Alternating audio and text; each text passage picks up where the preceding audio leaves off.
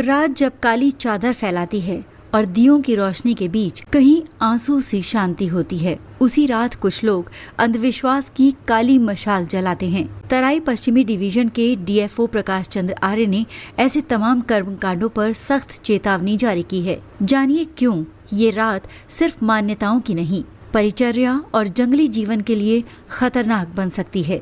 अमावस की रात जब अंधेरा सब कुछ निगलने को तैयार होता है, कुछ लोग उसे शक्ति का अड्डा बना लेते हैं। तंत्र, मंत्र और उल्लू की पूजा। कुछ घरों में ये तमाशा पूजा कहलाता है, तो कुछ बोला जाता है कि किस्मत चमकाने का आखिरी रास्ता।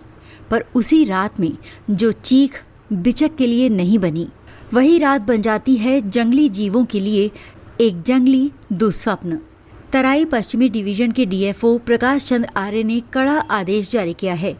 किसी भी व्यक्ति को अवैध रूप से संरक्षित क्षेत्र के भीतर जाने, पक्षियों को परेशान करने या उल्लू जैसे रात्रिचर जीवों को छेड़ने की इजाजत नहीं होगी। विशेष चेतावनी: अमावस, दीपावली की रात सजा धर्म का बहाना बनकर कई बार जीवों की हत्या या यातना का कारण बन चुकी है। अब ये बर्दाश्त नहीं किया जाएगा। अंधविश्वास की रातें डराती हैं, पर असली डर उस वक्त होता है जब इंसानी हस्तक्षेप से जंगली जिंदगी बिखरती है। डीएफओ प्रकाश चंद्र आर्य का संदेश सख्त है। यही रात है जब आप विरासत बचा सकते हैं या उसे हमेशा के लिए खो सकते हैं। अगर आप अमावस्या पर पूजा करें तो उसे इंसानियत और कानून के भीतर रखें। ऊँघते उल्लू और अंधेरी आंखें भी जिंदा रहना चाहती हैं। सरकारी चेतावनी साफ है, अंधविश्वास के नाम पर जानों से खिलवाड़ करने वालों पर कठोर कार्रवाई होगी।